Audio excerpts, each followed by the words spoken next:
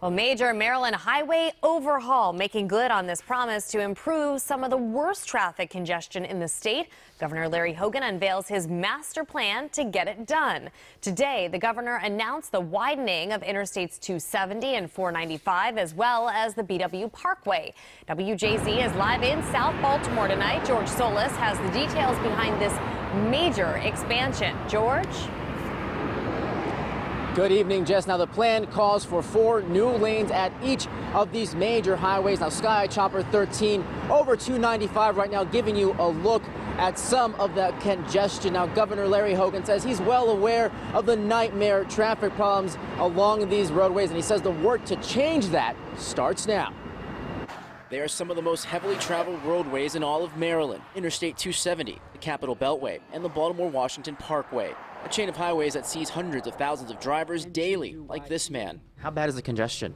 It's very bad either way, north or southbound. Gridlock often leading to scenes like these, made even worse by the occasional accident. The governor now unveiling his strategy to solve the traffic troubles that have been an issue for years. A $9 billion plan that calls for the addition of 4 new lanes to each highway. These 3 massive, unprecedented projects to widen 495, 270, and 295 will be absolutely transformative, all of which will provide relief from the traffic congestion that has plagued Marylanders for so many years. The so-called traffic relief plan calls for 270's 4 lanes to go from the Capital Beltway to Frederick.